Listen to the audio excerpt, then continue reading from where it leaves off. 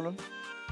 कोणी काही बोललं नाही, कोणी काही तक्रार केली नाही, याचं कारण की कोणी तुमच्या हातचा खारट शिरा खाल्लाच नाही. म्हणजे शिरा खारट झाला होता हे तुम्हाला माहित होतं? तुम्ही कितीही वाईट शिरा केला असलात ना तरी सुद्धा त्याचा वास चांगला येत होता, त्या साजूक तुपाचा, भाजलेल्या रव्याचा. म्हणून मी आधी जाऊन थोडासा चाखून बघितला आणि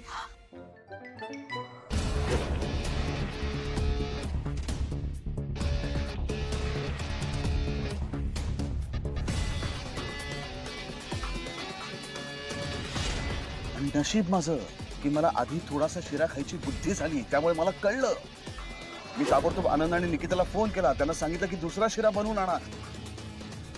या रोहनच्या ताईंना मी नको नको म्हणत असताना सुद्धा त्यांनी स्वतःच्या अंगावरती प्रसादाचा शिरा करण्याची जबाबदारी घेतली आणि सगळं घडलंय. अरे खारट झालाय शिरा. अरे बापरे, मग आता एक काम कर प्लीज. It's a request. निकिताला सांग की तू प्रसादाला जसा नैवेद्याला जसा करतात ना तसा शिरा बनव आणि तातडीने तो शिरा घेऊन इकडे. लगेच जातो आणि घेऊन येतो. Don't worry. बाय. मग तुमचा खारट शिरा रिप्लेस केला, निकिताचा शिरा तिथे ठेवला जो पाहुण्यांनी खाल्ला, त्यामुळे कोणीच तक्रार नाही केली. वाचलो. वाचलो आम्ही. आमची लाज निघाली असती सगळ्यांची. हो, म्हणजे माझ्याकडून शिरा खारट झाला होता ही खूप मोठी चूक झाली आणि प्रसादाचा शिरा मला माझ्या हाताने बनवता नाही आला ह्याचंही खूप वाईट वाटतंय. पण अहो हे कसं झालं? मला ना हेच काही कळत नाहीये की हे माझ्याकडनं असं कसं झालं. आणि हे जर तुमच्या वेळीच लक्षात आलं नसतं तर केवढा मोठा अनर्थ झाला असता. मलाही हे कळत नाही की तुम्हाला एकही काम करणं कसं धड जमत नाही, तरी सुद्धा तुम्ही या सगळ्या जबाबदाऱ्या स्वतःच्या अंगावरती घेता. असं का बोलताय तुम्ही? मी मुद्दाम नव्हतं केलं आणि मी माफी मागते ना मनापासून. झालं हे दरवेळेस माफी मागितली की झालं, पण त्यांनी झालेलं नुकसान भरून येणार आहे का? आज जर आलेल्या पाहुण्यांनी तुमच्या हातचा खारट शिरा खाल्ला असता तर आमच्या सगळ्यांची मान शर्मेने खाली झुकली असती. निदान अशा वेळेस तरी तुमचा धांदरटपणा कमी करायचा. हो पण मी सांगू का, मला कळलंच नाही हे झालं कसं. बरोबर. हे एक तुमचं वाक्य ठरलेलं असतं, मला कळलंच नाही, मला कल्पनाच नव्हती, मला माहितीच नव्हतं. हे झालं की संपलं. हे बघा, मी तुम्हाला याआधी सांगितलंय, मी परत एकदा तुम्हाला सांगतो, तुम्ही ना ही तुम्हाला जमत नसलेली कामं अंगावरती घेत जाऊ नका. आणि ही असली कामं करून तुम्हाला जर असं वाटत असेल की तुम्ही मला इम्प्रेस करताय किंवा घरातल्या कोणाला इम्प्रेस करताय तर तसं काहीही होणार नाही. या घरामध्ये उत्तम आणि व्यवस्थित काम करणारी अनंत माणसं आहेत. तुम्ही फक्त नुसत्या उभ्या राहा. हे असलं काही करायची गरज नाही.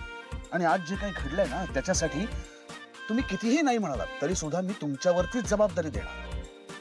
मला माहिती नाही असं झालं तरी सुद्धा जबाबदारी तुमचीच, कारण हा प्रसादाचा शिरा करायची जबाबदारी तुम्ही स्वतःहून ओढून घेतली होती, त्यामुळे ही जबाबदारी तुमचीच.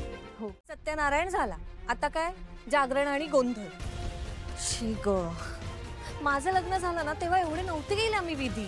अप्पी, हे सगळे विधी ना नवऱ्याच्या घरी गेल्यावर करायचे असतात. आणि तुझ्या आजीला तर काय पिंट्याचं लग्न म्हणून इतके वर्ष तिने दोषा लावला होता. आता झालं एकदाच तिच्या पिंट्याचं लग्न, आता काय ती मोकळी. मम्मा अगं ती स्वानंदी कसली चिवट आहे. काहीही केलं ना आपण तरी तिला काहीच फरक पडत नाहीये. सगळं तिच्या फेवर मध्ये जातं आणि आपण केलेले प्रयत्न सगळे वाया जातात. या जगात वाया काहीच जात नाही. नाही पण तू म्हणतेस ते बरोबर आहे.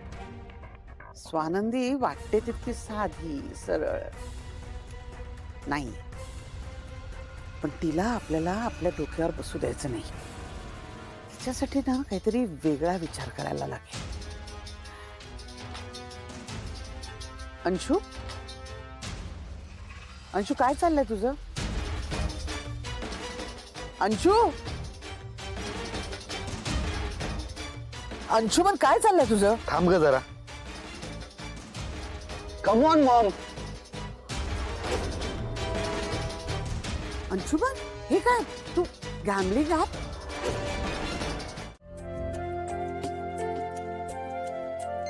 समर sir. Hello, good morning sir. कसे आहात? मी ठीक आहे, तू? मी पण सर मजेत आहे. ॲक्च्युली ऑफिसलाच जात होतो. बोला ना. गुड.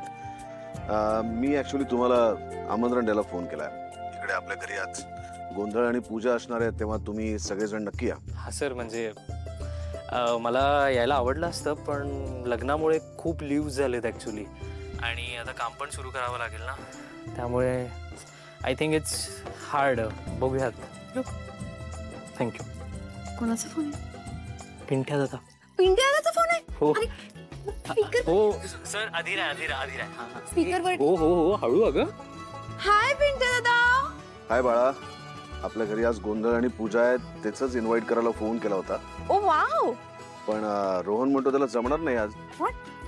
सर मला खरंच आवडलं असतं यायला, पण इतक्या सुट्ट्या झाल्यात ना, त्यामुळे बरंच काम पाईपलाईन मध्ये आहे. Sir please try to understand. It's hard. रो प्लीज जाऊयात ना, प्लीज प्लीज. असं काय हो करतोय? पण माझं office Adheera.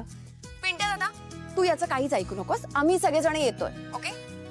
I can't wait to see you. Same here. या लवकर, वाट बघतो. Yes okay. See you soon. Bye. Bye. Sales टीमशी बोलतो, त्याच्यानंतर आपण त्याच्यावर काय तो डिसिजन घेऊया. बरं, या आठवड्याचे सगळे रिपोर्ट्स मला मेल केलेत? हो सर. हां. बायफर्गेशन याचं ते पण आहेत सर त्यात. 1 मिनिट. याचं बजेट 30 लाख नव्हतं ठरलं, 15 लाख रुपये ठरलं होतं ना. ऑफिसचे सगळे लॉक्स आत्ता लेटेस्ट सिस्टीम प्रमाणे अपडेट करण्यासाठी 15 लाख रुपये बजेट ठरलं होतं. म्हणजे 30 लाख रुपये कसे खर्च झाले? हे याचे नाहीच आहेत. हा इंडिपेंडंट एक्सपेन्सेस आहे. कुठे गेले 15 लाख रुपये? माहित नाही सर.